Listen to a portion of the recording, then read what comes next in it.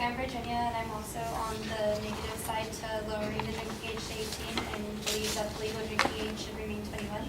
And my first claim is that lowering the drinking age to 18 will cause much younger people to begin drinking.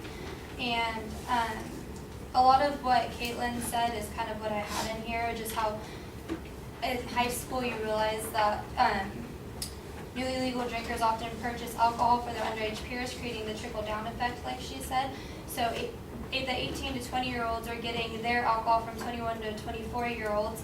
And according to the data from 2005, Monitoring the Future, a study and annual survey of U.S. 3/4 of 12th graders, more than 2/3 of 10th graders, and about 2 in every 5 8th graders have consumed alcohol. So if 2 in every 5 8th graders are already able to get alcohol, lowering it to 18 is just going to provide like high schoolers to get it. Now high schoolers are giving it to their younger siblings or whatever. So it's going to be more than 2 in every 5 8th graders. It's going to create the trickle-down effect. The secondary claim 2, the human brain isn't fully developed until the age of 25. So if you lower the drinking age to 18, it will cause brain damage in adolescence.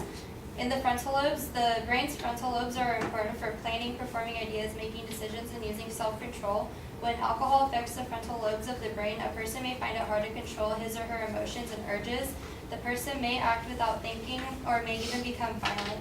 Drinking alcohol over a long period of time can damage the frontal lobes forever.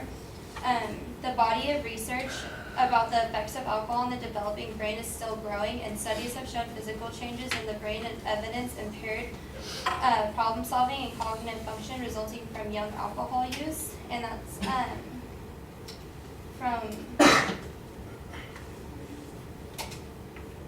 Impact of Alcohol on the Developing Brain. And the hippocampus is a part of the brain where memories are made. If alcohol damages the hippocampus, a person may find it hard to learn and hold on to knowledge. Studies of adolescents showed that heavy and extended alcohol use is associated with 10% reduction in the size of the hippocampus.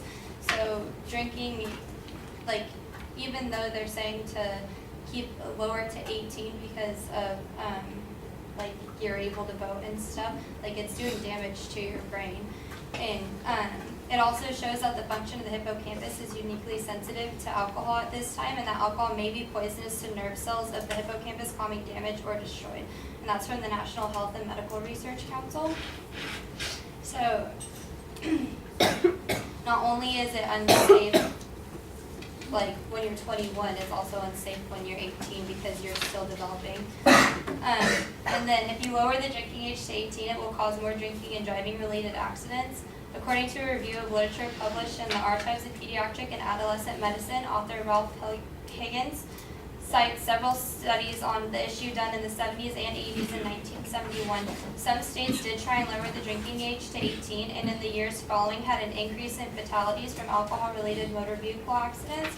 These numbers declined after 1988, by which time all 50 states had raised the minimum age back to 21. The study, published in January edition of the Journal of American Public Health Association, found that the rate of alcohol-related crashes and injuries among males increased 12% for 18 to 19-year-olds and 14% among 15 to 17-year-olds in the 4 years before and after the law changed. For females, the rate increased 51% for 18 to 19-year-olds and 24% for 15 to 17-year-olds. The author estimated that 400 serious injuries and 12 deaths a year among 15 to 19-year-olds could be avoided, and that was done in New Zealand where the drinking age is 18, so they could actually do the study on them.